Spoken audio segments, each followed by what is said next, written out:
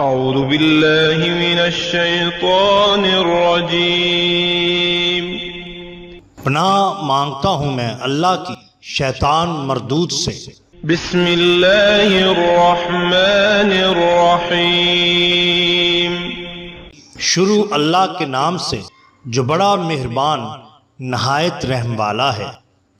The bottom line کے ناظرین کرام، السلام علیکم۔ محترم ناظرین، ہم اپنی آج کی ویڈیو میں حضرت عمر فاروق رضی اللہ تعالیٰ عنہ کی زندگی کے آخری گھنٹہ میں ہونے والے واقعات آپ کے سامنے پیش کریں گے۔ ناظرین کرام، ذی الحجہ 23 ہجری کے آخری ایام میں سیدنا عمر فاروق رضی اللہ تعالیٰ عنہ نماز فجر کے لیے نکلے۔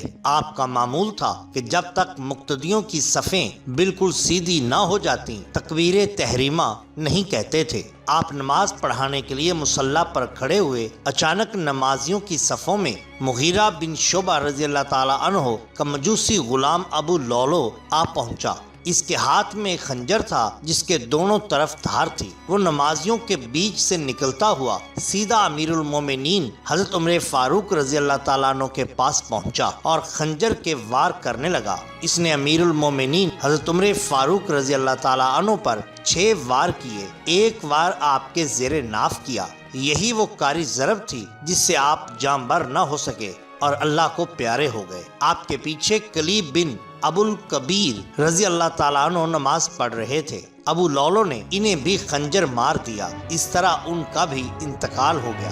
امیر المومنین کو خنجر کا زہر لگا تو آپ گر پڑے۔ اسی حالت میں دریافت فرمایا، کیا مقتدیوں میں عبد الرحمن بن عوف رضی اللہ تعالیٰ عنہ موجود ہیں؟ پھر آپ نے حضرت عبد الرحمن بن عوف رضی اللہ تعالیٰ عنہ کو آگے بڑھا دیا تاکہ وہ نماز پڑھائیں۔ حضرت عبد الرحمن بن عوف رضی اللہ تعالیٰ عنہ نے لوگوں کو نماز پڑھائی اور حضرت عمر بن خطاب رضی اللہ تعالیٰ عنہ زخمی تھے۔ نماز کے بعد آپ کو اٹھا کر گھر لایا گیا۔ آپ نے حضرت عبد الرحمن بن عوف رضی اللہ تعالیٰ عنہ کو بلایا اور فرمایا، میں آپ کو ایک ذمہ داری دینا چاہتا ہوں۔ حضرت عبد الرحمن بن عوف کہنے لگے، میں آپ کو اللہ کی قسم دے کر پوچھتا ہوں کہ کیا آپ مجھے خلافت قبول کرنے کا مشورہ تو نہیں دیں گے؟ امیر المومنین فرمانے لگے، اللہ کی قسم نہیں۔ حضرت عبد الرحمن بن عوف نے عرض کیا، اللہ کی قسم پھر تو میں خلافت کے پیچ و خم میں بھی کبھی نہیں پھنسوں گا۔ حضرت عمر فاروق رضی اللہ تعالیٰ عنہ نے فرمایا، بس اب اس سلسلے میں خاموش رہیے،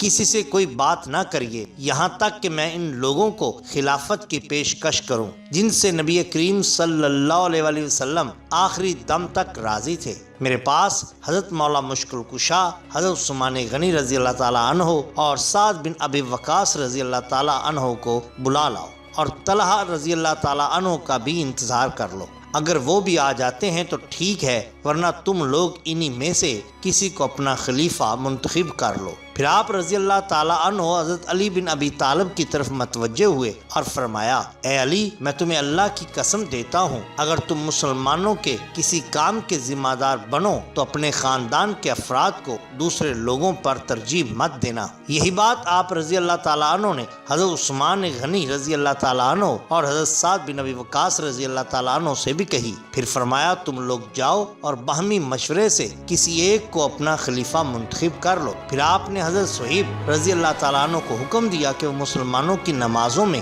امامت کریں۔ پھر حضرت ابو طلحہ انصاری رضی اللہ تعالیٰ عنہ کو بلا کر تاکید فرمائی کہ آپ یہاں دروازے پر کھڑے رہیں اور کسی کو ان کے مشوروں میں مداخلت نہ کرنے دیں۔ پھر آپ نے یہ وصیتیں فرمائیں، میں اپنے بعد آنے والے خلیفہ کو وصیت کرتا ہوں کہ وہ انصار مدینہ کے ساتھ حسن سلوک سے پیش آئیں اور ان کا خیال رکھیں، کیونکہ انہوں نے اللہ اور اس کے رسول صلی اللہ علیہ وآلہ وسلم کی خاطر بے حد قربانیاں دی ہیں اور ایمان و آخرت ہی کو جائے پناہ بنائے رکھا۔ میری وصیت ہے کہ انصار کے اچھے لوگوں کے ساتھ اچھا برتاؤ کیا جائے اور ان میں سے جو لوگ برے ہیں ان کی غلطیوں کو نظر انداز کیا جائے۔ میں اپنے بعد کے خلیفہ کو وصیت کرتا ہوں کہ وہ عربوں کا خیال رکھیں، کیونکہ دراصل عرب ہی اسلام کی جڑ ہے۔ ان کے مالداروں سے صدقے اور خیرات لیے جائیں اور غریبوں اور محتاجوں میں تقسیم کر دیے جائیں۔ میں اپنے بعد ہونے والے خلیفہ کو وصیت کرتا ہوں کہ وہ اہل کتاب یعنی یہود و نصارہ کو جو عہد و پیمان دے اسے پورا کرے۔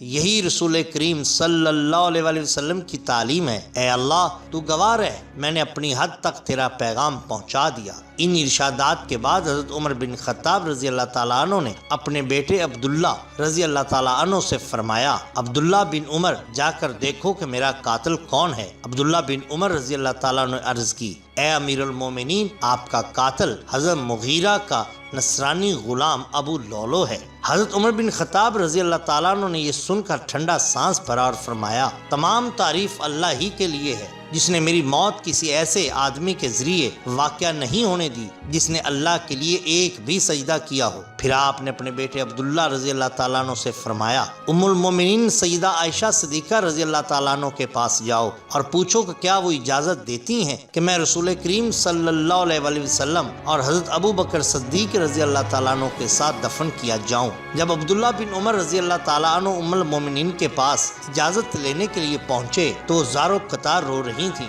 انہوں نے حضرت عبداللہ رضی اللہ تعالیٰ عنہ کو جواب دیا، میری تمنا تھی کہ مجھے رسول کریم صلی اللہ علیہ وآلہ وسلم اور اپنے والد گرامی کی قبر کے پاس دفن کیا جائے، مگر آج میں اپنے آپ پر امیر المومنین حضرت عمر فاروق رضی اللہ تعالیٰ عنہ کو ترجیح دوں گی۔ چنانچہ ان کی مقرر اجازت کے بعد حضرت عمر فاروق رضی اللہ تعالیٰ عنہ رسول کریم صلی اللہ علیہ وآلہ وسلم اور حضرت ابو بکر صدیق رضی اللہ تعالیٰ عنہ کے پہلو میں دفن کیے گئے۔ ناظرین، یہ واقعہ البدع تاریخ الکامل فی التاریخ تاریخ ابن خلدون کے مختلف صفحات سے آپ کے سامنے پیش کیا گیا ہے۔ ناظرین اکرام، یہ شان ہوتی ہے اولیاء اللہ کی۔ اگر آپ کو ہماری یہ ویڈیو پسند آئی ہو تو لائک کیجئے، سبسکرائب کیجئے ہمارے چینل دا باٹم لائن کو، تاکہ ہم آپ کے لیے اور بھی بہترین ویڈیوز لا سکیں۔